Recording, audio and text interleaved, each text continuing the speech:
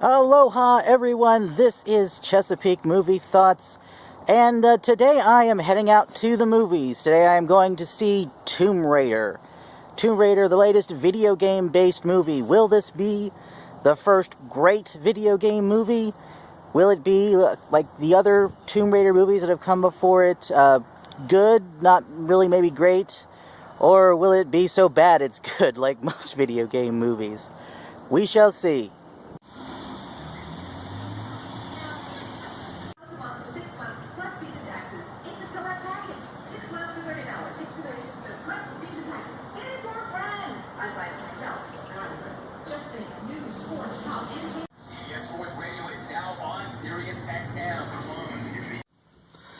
Alright, so I just got out of the movie. I can definitely say it's not bad. It's not a bad movie. I guess that makes it good. The thing is, though, I don't think I enjoyed it as much as I enjoyed the Angelina Jolie Tomb Raider movies. So, yeah, it's not not our first great video game movie. And I guess it's a good one, but you know, not even as good as the ones that came before, the Tomb Raider ones that came before, so it's kind of hard to recommend, actually, because of that. The first part of the movie, like the first act, I guess, kind of really, it drags. I don't think the story really starts until they get to the island.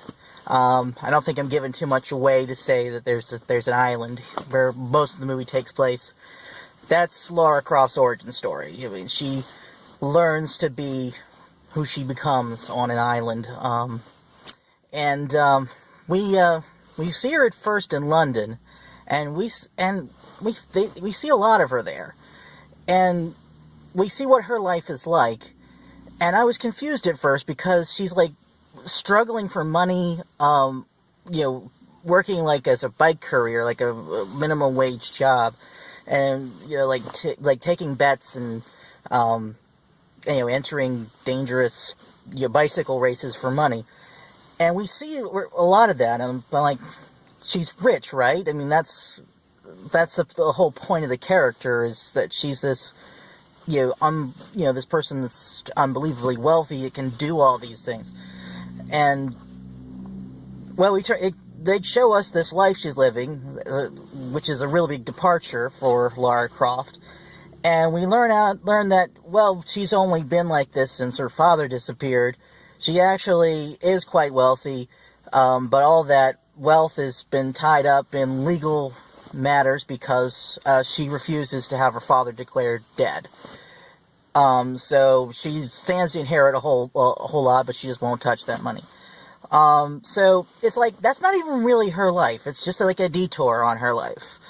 And I felt like that was just kind of a unneeded misdirection. I mean, it does tell us a few things about the character. It tells us that she's loyal and she's stubborn, which very much are part of this version of the character, but they really took too long. They could have told that much easier. They also established that she's in really good shape and she's very capable. Also could have been established much quicker, much easier. We wanted to get to the island. That's where the movie starts, and it just takes too long to get there.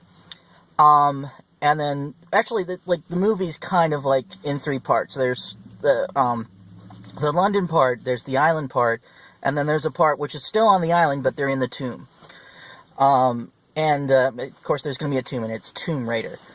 But once they're in the tomb, the movie kind of feels a little different then, too. It kind of feels like, well, of course it's going to feel like an Indiana Jones movie, because there are clear parallels between Tomb Raider and Indiana Jones.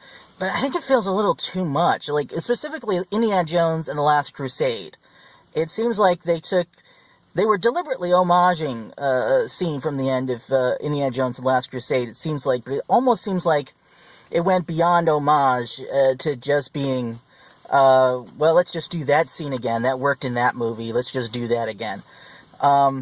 So, yeah, I didn't feel, like, creative. And the time we see Laura in the middle, in between those two parts, on the island, in her origin story in, like, the video game, this is where you see Laura slowly building the skills and the confidence she needs to become the incredible mythic character that she's going to become.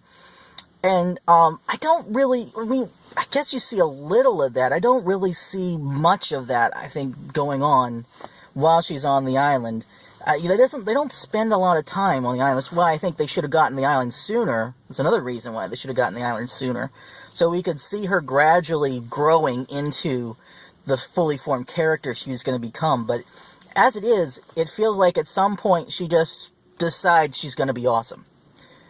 There's like one point in which she's a very capable but also very frightened young woman who's clearly out of her element, and then she just turns around and becomes a superhero.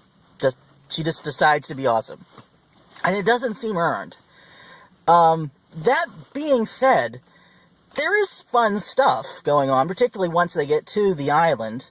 So there's some good action going on, and there's some interesting, like Indiana Jones style kind of adventure going on. But yeah, I mean, I did enjoy it, but I can't help but compare it to other things, and the other things I'm comparing it to are superior. That's just how it is. So it is hard to recommend. But, if you do want to go see it, it's not gonna be bad. But you could get the DVD copy or a streaming, for, the Lara Croft Tomb Raider with Angelina Jolie, and probably have as much fun with that. Sorry to say. But anyway, maybe I'm wrong. If you've seen the movie and if you like the movie, let me know in the comments below. Like, comment, subscribe, and that's a wrap.